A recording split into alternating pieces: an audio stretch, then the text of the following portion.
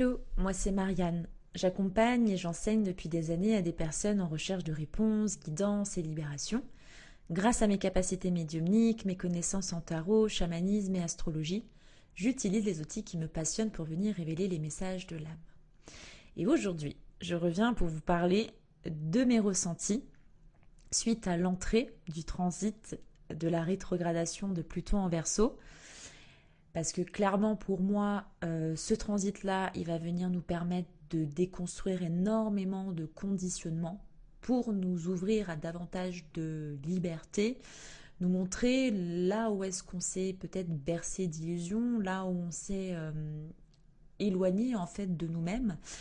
Et je pense clairement qu'il y a un domaine dans lequel on va également être invité à pas mal se poser de questions, et c'est également sur l'avenir de la spiritualité. Je pense vraiment que ce transit, il va nous inviter à sortir un petit peu d'un personnage spirituel dans lequel nous avons été nombreux à nous engouffrer pour revenir à plus d'humanité. Et pourquoi je ressens le besoin de parler de ça, de ce sujet-là? Clairement, ça fait un moment que je le ressens. Et je pense d'ailleurs ne pas être la seule. Je ressens vraiment qu'il y a un shift qui s'opère dans le domaine du dev perso, spiritualité, même si pour moi ça reste deux choses différentes que l'on peut ensuite entremêler. Pour résumer rapidement ma perception de ces domaines-là, le développement personnel, lui, il va plutôt chercher à faire un travail sur soi, à mieux comprendre qui l'on est, pour aller vers un mieux-être psychique, psychologique, peut-être même physique, mieux comprendre un petit peu nos propres mécanismes pour agir différemment. Alors que la spiritualité, c'est beaucoup plus un processus où on va aller vers une reconnexion vers Dieu. On nous reconnecte vraiment à Dieu en soi, à son monde intérieur, à son propre parcours personnel et initiatique, où l'on va développer sa foi en une force supérieure. Alors les deux, elles peuvent être liées, car en comprenant nos propres mécanismes, nos blessures, on apprend du coup à mieux se connaître. Et naturellement, en apprenant à mieux se connaître, on peut être invité à aller un peu plus loin et à finir par transiter dans la spiritualité, parce qu'il peut y avoir d'autres questionnements qui émergent, comme qui suis-je véritablement, pourquoi suis-je ici, qu'ai-je apporté à ce monde, qu'est-ce même ce monde, a-t-il été créé par une force supérieure? Donc là on rentre vraiment dans des sujets plus philosophiques, théologiques, être vraiment dans une forme de quête de sens quoi. Mais en soi, pour moi, j'aime aussi quand même distinguer les deux. Et on l'a bien vu ces dernières années, avec la fin du transit de Neptune en Poisson, on a vraiment vécu une vraie accélération dans l'ouverture de conscience, dans un besoin collectif de reconnecter à Dieu, au monde invisible, surtout qu'on est en pleine mutation, on est dans un vrai changement d'air où tout s'accélère et du coup ça nous ouvre aussi à davantage de connaissances. Avec le développement aussi de l'information, on commence à s'ouvrir à de nouveaux contenus, à d'autres croyances également. Du coup, c'est ultra positif parce qu'il y a eu une vraie vague d'ouverture qui a permis de lever le voile pour nous faire nous rendre compte qu'on était bien plus que simplement des êtres qui sommes là pour métro, boulot, dodo, que nous avons effectivement un cheminement fort, une connexion aussi d'âme forte et que nous sommes effectivement des êtres spirituels expérimentant une vie humaine. Donc sur ce point-là, c'est magnifique. Cependant, il y a eu aussi pas mal de dérives avec cette évolution-là, comme par exemple de la manipulation, des personnes qui ont profité justement de se glisser dans ces domaines-là pour pouvoir en faire un profit financier, profiter justement de la vulnérabilité de certaines personnes, ou aller vers la spiritualité comme pour fuir en fait, pour vraiment être dans une fuite dissociative et ne pas se confronter en fait à la réalité de leur propre vie, ou même du monde, une façon un petit peu de fuir quoi. Et aujourd'hui, on voit tellement d'informations aussi sortir sur le sujet qu'on ne sait même plus qui ou quoi croire. Et comme c'est un domaine qui touche à l'invisible, au subtil, euh, c'est compliqué d'y trouver en fait une seule et même vérité puisque cela dépend en fait de notre propre quête personnelle. Donc c'est là où ça devient complexe. Et en plus de ça, avec l'arrivée de l'intelligence artificielle, on voit que les choses elles s'accélèrent encore plus parce que derrière certains contenus, on ne sait pas si la personne, elle incarne véritablement ce qu'elle a écrit, ce qu'elle va dire, quelle posture elle porte également, où est-ce qu'elle en est dans son propre cheminement. En fait, il y a un amas de contenus d'accompagnants aussi, et ça peut donner comme une forme de sensation d'étouffement. En tout cas, c'est le retour que je peux en avoir aussi. Une sensation peut-être aussi d'être constamment dans une forme de quête de soi, de perfectionnisme de soi, de toujours faire plus pour atteindre en fait la perfection de l'âme ou de l'être ou que sais-je. Et pourtant, je vous en parle, hein, alors que moi, ça va faire bientôt 5 ans que j'accompagne dans ce domaine, même si ça fait bien plus de temps que je suis moi-même dans mon propre cheminement spirituel depuis même l'âge de 13-14 ans.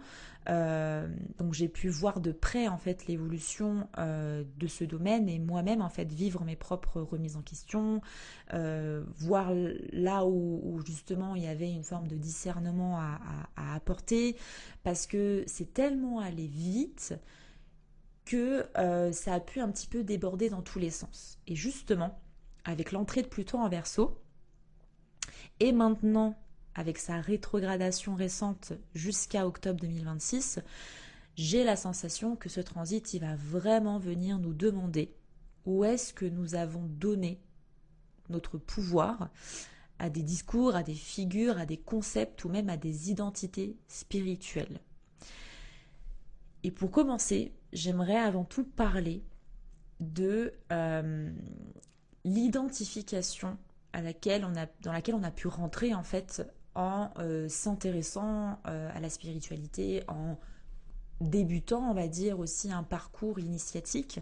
Parce que clairement, avec le temps, on a ressenti, hein, on a été nombreux à plonger dans ce domaine, dans cette quête, et on a pu voir un petit peu comme une forme de communauté. Et je pense vraiment qu'on peut avoir un vrai avancement de conscience par rapport à d'autres personnes, ça c'est un fait, mais cela ne veut pas dire que l'on appartiendrait à une forme d'élite supérieure spirituelle évoluée, qu'on serait des élus, etc. Moi personnellement je n'y crois pas. Et le souci, c'est que on a clairement vu en fait une forme d'identité être remplacée par une autre sans même nous en rendre compte, et on a pu voir justement l'ego venir remplacer un masque par un autre en fait, ce qui a amené à des types de comportements ou même de contenus hyper spirituels d'empouvoirment. On a pu voir sortir un peu des phases spirituelles répétées sans nuance, du style on n'est pas dans la même vibration, nous sommes dans une vibration supérieure, dans une fréquence supérieure, reconnectés véritablement à la source, ou être dans une forme de quête et de besoin d'être dans les bonnes vibrations. Je ne sais même pas ce que ça veut dire, être dans une bonne vibration, croire qu'il faut absolument être dans ce côté un petit peu perché, clairement. Mais vraiment le genre être le plus haut possible, quoi. Alors que derrière, en fait, ce qui se cachait, c'était vraiment peut-être des mécanismes d'évitement de nos propres profondeurs émotionnelles, de nos propres peurs inconscientes, où là, on ne voulait pas vraiment aller se rencontrer, quoi. Donc on a eu besoin en fait de passer par cette case. Moi je le vois vraiment comme cette première étape d'éveil où on a eu besoin peut-être de s'identifier comme revenir en fait à cette identification de l'être spirituel, euh, pensant être sur la bonne voie. Alors moi je blâme personne de ce côté-là parce que moi-même en fait à un moment donné j'ai dû y tomber, hein, sans même m'y rendre compte aussi.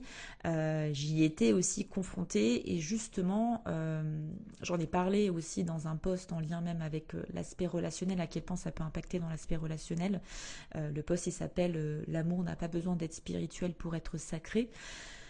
Parce que moi-même, en fait, dans cette quête personnelle, j'en ai parlé aussi dans mon épisode de podcast où je parle de justement l'énergie féminine, où j'ai pu être dans une énergie énormément de contrôle Et ce contrôle, en fait, il a pu totalement se déverser sur tous les domaines de ma vie, y compris également la spiritualité. Donc souvent, en réalité, je blâme personne de ce côté-là parce que je pense que ça fait potentiellement peut-être pour certains partie aussi du parcours. On peut tomber là-dedans et c'est ok. Clairement, on peut tomber dans une forme aussi de contrôle à ce niveau-là, sans même le conscientiser et même en pensant bien faire. C'est souvent comme ça que ça se passe. Par exemple, moi, je sais que ce contrôle, il a pu beaucoup se faufiler derrière ce côté de je mets certaines choses dans mon mode de vie, dans mes pratiques que je pense être bonnes, et du coup, sans m'en rendre compte, je finis par imposer des exigences en fait aux autres, ou je finis par dire à certaines personnes que c'est mieux d'être comme ci ou comme ça. Par exemple, dans mes anciennes relations de couple, je me voyais beaucoup être dans le jugement. Si par exemple la personne elle buvait de l'alcool ou si elle fumait ou si je voyais qu'elle buvait peut-être trop de soda ou mangeait beaucoup de malbouffe, etc. Et en fait je projetais vraiment ce truc de bah moi parce que je mange bio, parce que je médite tous les matins, je serais peut-être mieux que toi donc je te dis que c'est mieux d'arrêter ou de ne pas faire ci ou de ne pas faire ça. Et en fait, c'est là où on rentre un petit peu dans l'ego et dans le jugement en fait envers l'autre.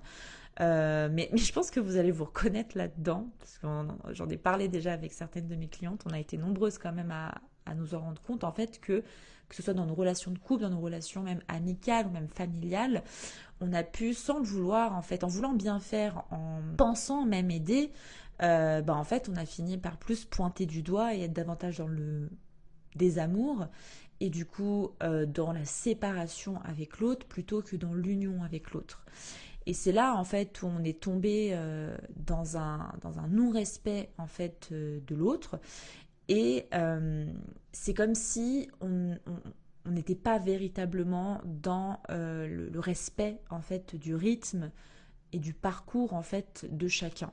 Et ce n'est pas parce que on mange bio, parce qu'on a lu des tonnes de livres sur la spiritualité, sur le développement personnel, qu'on a fait je sais pas combien de retraites, qu'on est forcément plus spirituel qu'une personne qui boit du coca. Clairement, cela ne veut rien dire. Et c'est là en fait où l'identité spirituelle peut se glisser et où l'ego peut se glisser et à travers justement cette identité spirituelle que, pour nous faire croire que nous sommes sur la bonne voie, alors que parfois peut-être pas du tout. Parce que peut-être que cette personne qui boit du coca et qui peut-être mange du McDo de temps en temps, et ben, elle a une ouverture de cœur, une capacité de pardon et d'amour peut-être beaucoup plus forte que la personne qui lit du dev perso, mais qui à côté est dans le jugement. Vous voyez ? Donc là, il y a vraiment cette notion où je pense en tout cas que ce transit de Pluton, de rétrogradation de Pluton en Verseau va vraiment nous aider à revenir à nous. Et bon, là je vous parle par exemple de moi personnellement, ce qui s'est passé dans mes relations. Mais justement, cette rétrogradation de Pluton en Verseau, elle va nous permettre aussi de venir faire preuve davantage de discernement par rapport à ce que l'on voit sur les réseaux sociaux, le contenu qu'on peut voir, même sur par exemple la relation de couple, qui en réalité est bien plus complexe à venir étudier que de simplement lire un post sur Instagram.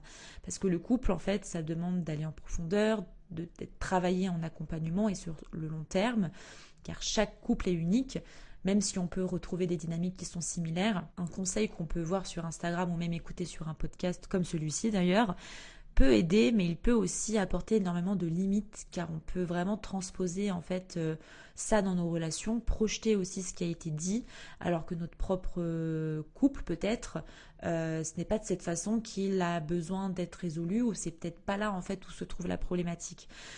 Donc c'est ça que j'aime bien de ce que je ressens un petit peu des énergies là actuellement dans ce transit de Pluton rétrograde en Verseau. Ça va nous permettre justement de voir là où on a donné peut-être notre pouvoir à des discours extérieurs, là où l'on s'est enfermé dans une identité spirituelle, là où on utilise aussi des concepts pour ne pas voir certaines vérités que l'on a à l'intérieur de nous, en fait de nous voir un petit peu là où l'ego s'est immiscé. Et là où l'on croit évoluer, alors qu'en fait on se protège simplement autrement et on se met juste un nouveau masque. Et c'est justement là où on va aussi voir un vrai shift dans le monde de l'accompagnement qui, je pense, va faire du bien et permettre d'ouvrir aussi à beaucoup plus de responsabilité et d'humilité. Je ressens vraiment que le rôle du guide spirituel est vraiment en train d'évoluer. Ce transit-là de la rétrogradation de Pluton en Verseau va nous permettre de mettre en lumière un petit peu là où ceux qui accompagnent ont construit leur identité autour justement du besoin d'être utile, ceux qui ont eu besoin d'être vus peut-être comme éveillés, ceux qui sont allés vers ce cheminement parce que ils avaient besoin d'avoir une mission, une utilité, mais une mission, une importance en fait, parce que peut-être, je sais pas, dans leur famille, ils n'ont pas pu avoir cette place-là. Là où inconsciemment, en fait, ils ont eu besoin de chercher l'amour des autres à travers ce rôle de guérisseur. En fait, cette mutation-là, qu'on est en train de vivre va permettre de redéfinir complètement notre rapport à la spiritualité, à l'accompagnement spirituel, pour apporter beaucoup plus justement de discernement. Mais que l'on accompagne ou pas les autres, peu importe, que pour moi il y a vraiment cette notion de comment j'accompagne, ai-je la juste place lorsque j'accompagne, mais ai-je également la juste place lorsque je suis accompagnée aussi. Parce que je le vois clairement, j'en ai parlé également avec des consoeurs, on comprend en fait que peut-être on a pu être nombreux et nombreuses à voir que derrière ce besoin de sauver, de guider ou d'éveiller les autres, pouvait venir se loger une forme de culpabilité spirituelle inconsciente. Alors là, je vais parler de mon cas, car je peux parler vraiment que de moi et de ce que j'ai pu moi comprendre au fur et à mesure de mon propre cheminement. Je ne sais pas si c'est valable pour les autres et je serais ravie d'échanger en commentaire ou même en message privé ou peu importe. Mais moi, je vais vraiment vous parler de moi en travaillant dans ce domaine, ce que ça m'a permis de vraiment comprendre et là où est-ce que j'ai pu aussi réconcilier justement ces parts-là. Personnellement, j'ai vraiment ressenti une forme de réconciliation vis-à-vis d'une mémoire sacrificielle, d'avoir le sentiment de devoir mettre moi ma propre vie en parenthèse pour pouvoir œuvrer auprès de Dieu et de servir ma foi. D'ailleurs, il y a certaines situations de vie qui m'ont poussé vraiment à parfois valider ce rôle-là. Par exemple, une médium brésilienne que j'avais rencontrée lors d'un voyage qui m'a clairement dit que mon chemin était d'être voilà, dans cette notion d'œuvrer, d'être là pour apporter aux autres, mais personnellement, moi j'ai complètement déconstruit ça parce que ça veut dire que ma vie en fait ne sera faite que pour ça et que je ne peux peut-être pas vivre l'amour et que je peux peut-être pas vivre la famille ou avoir des enfants ou avoir des amis sur qui compter. Enfin, personnellement, je ne pense pas que certaines personnes soient vouées à un chemin uniquement de dévotion, à moins qu'elles ne le décident. Et c'est là, en fait, la subtilité, c'est que moi, lorsqu'elle m'a dit ça, je me suis dit ok, en fait j'ai pas le choix, alors qu'au fond de moi-même c'est pas vraiment ce que j'ai envie d'expérimenter. Et c'est là où en fait on peut tomber dans une forme de piège aussi. Ce que j'ai compris aussi, c'est que j'ai un nœud sud en maison 12 poissons. Donc en gros, pour celles et ceux qui s'y connaissent pas trop en astrologie, je porte déjà en moi des mémoires où j'ai dû dédier entièrement ma vie à œuvrer pour le divin, sûrement dans des vies passées, peut-être même comme une nonne enfermée dans un monastère ou peut-être une chamane dans sa jungle. Bref, cependant, j'ai pu être totalement coupée du monde ou même vivre dans une forme de vie où ouais, coupé du monde, coupé même de la vie même matérielle et être complètement dissocié d'ici quoi. On va être dans une forme de fuite même du monde.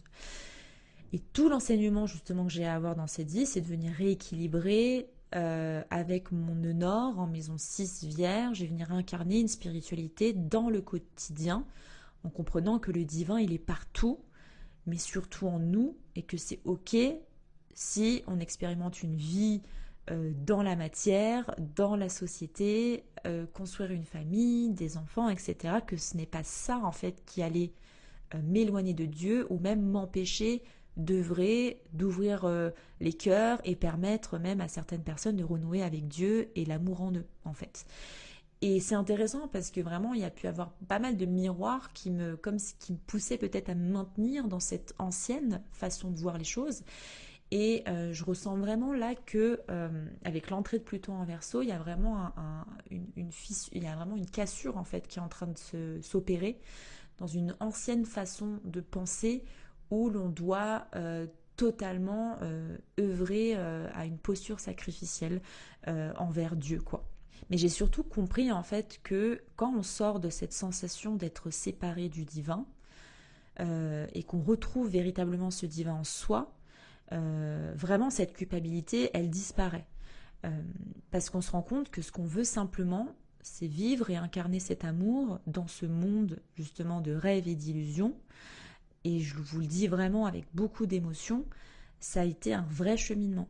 Parce que je répète inconsciemment cet enfermement d'être au service, au service peut-être de sa médiumnité, de se dire ok, bah, j'ai cette petite chose-là qui fait que je suis reconnectée à l'invisible, du coup je dois accompagner les autres, je dois les aider dans cette vie parce que j'ai cette particularité-là. Mais à partir du moment où cela devient une forme de contrainte, où on a l'impression en fait de se dire bah pourquoi ça devrait devenir une contrainte et plus un plaisir. Enfin voilà, c'est là où il y a un réajustement à avoir.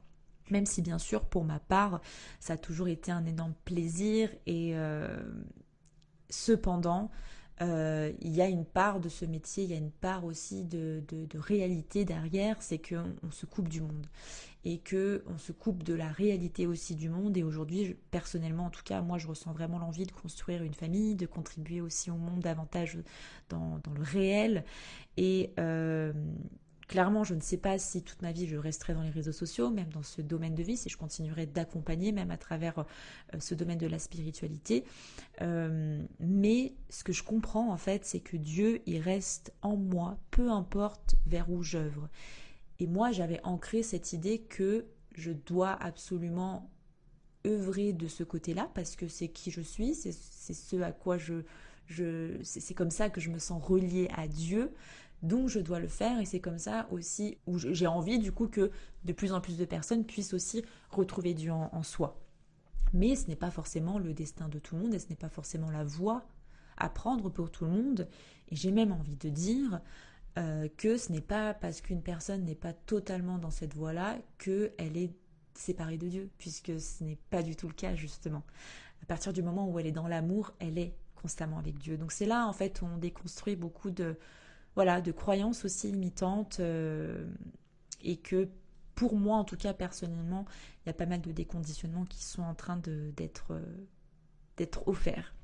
Et justement, moi je pense que on va aller vers une spiritualité plus humaine, peut-être moins hiérarchique, peut-être moins justement performative, moins basée sur l'image et plus basée en fait sur la présence réelle et l'authenticité.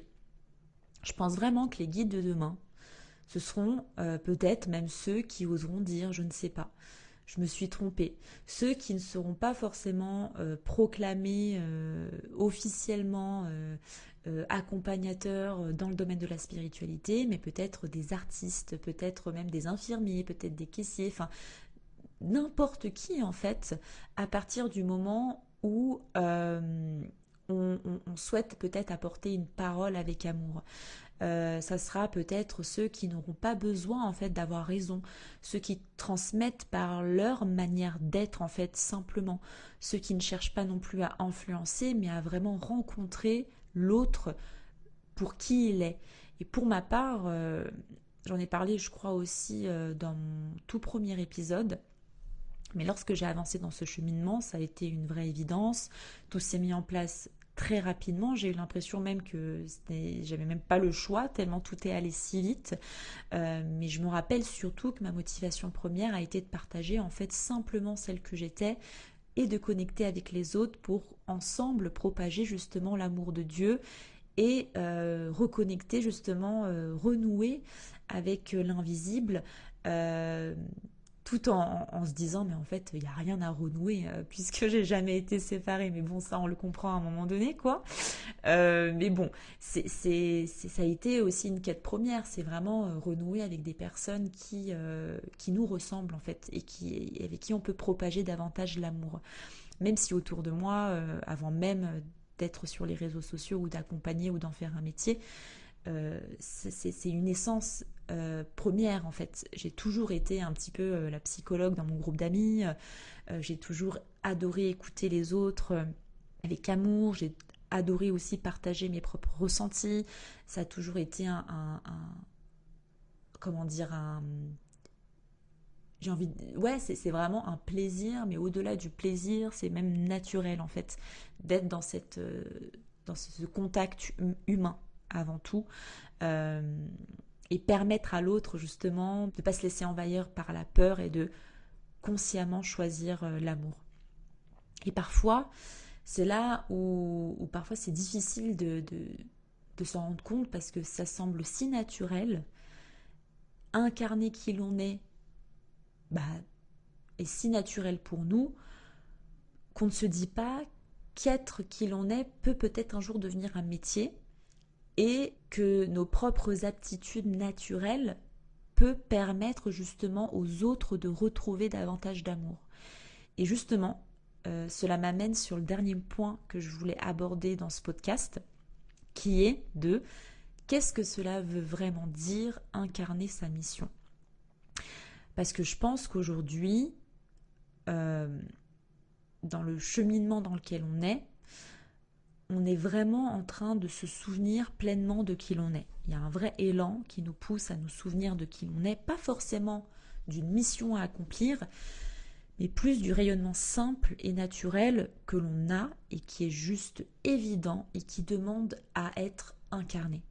On commence à se souvenir de qui l'on était avant les injonctions familiales, sociétales, les croyances limitantes, les conditionnements, les peurs.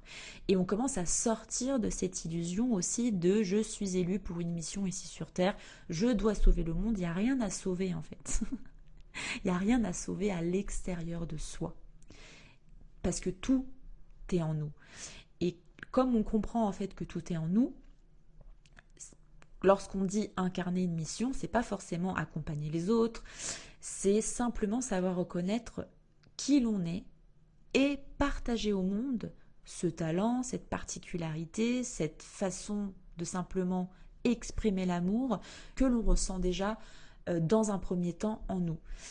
Car avant toute chose, avant toute forme de contribution, notre mission commune à chacun, peu importe ce que l'on fait, c'est d'être dans l'amour, simplement. Et pour pouvoir incarner cet amour, ça demande déjà d'aimer en nous et d'être en accord intérieur avec cet amour-là, avec ce que l'on fait et ce que l'on veut offrir.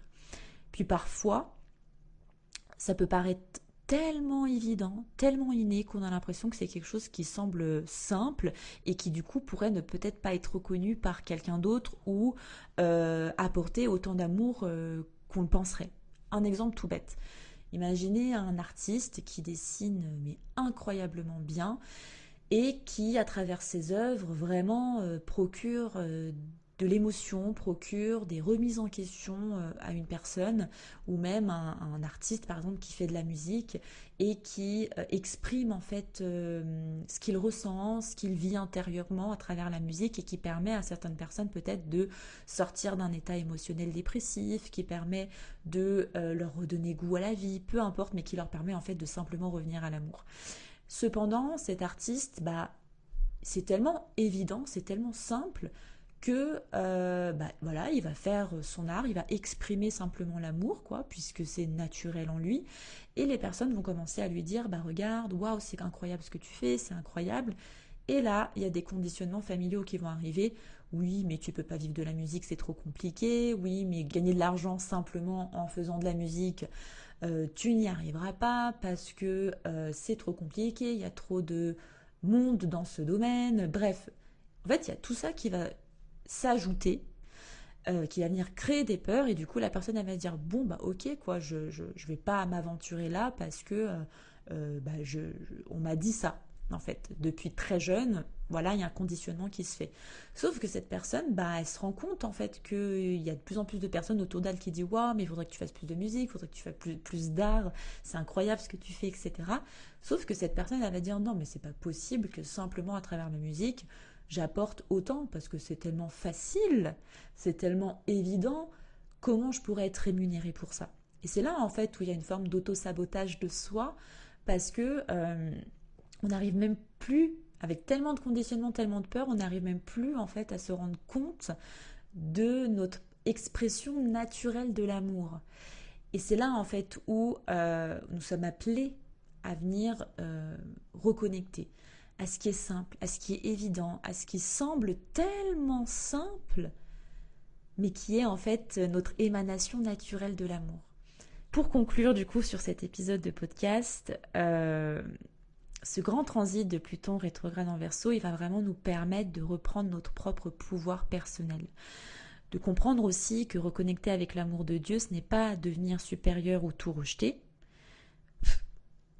C'est retrouver son discernement, c'est ressentir ce qui est juste pour soi, c'est sortir aussi des projections et revenir à quelque chose de plus vivant, plus humble et plus authentique. Du coup, pour terminer, avec une phrase forte, j'aimerais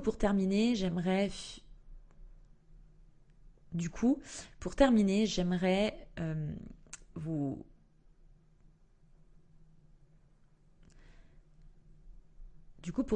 j'aimerais vous laisser avec cette phrase sur laquelle je vous invite aussi à prendre le temps de réfléchir, de méditer dessus, et qui pour moi résume pleinement tout l'enseignement de ce que nous sommes appelés à venir incarner au niveau de notre spiritualité à venir. Peut-être que l'éveil n'est pas devenir quelqu'un de plus spirituel, mais devenir quelqu'un de plus vrai. Je vous remercie pour votre écoute et je vous dis à bientôt dans le podcast de Mystical Traders.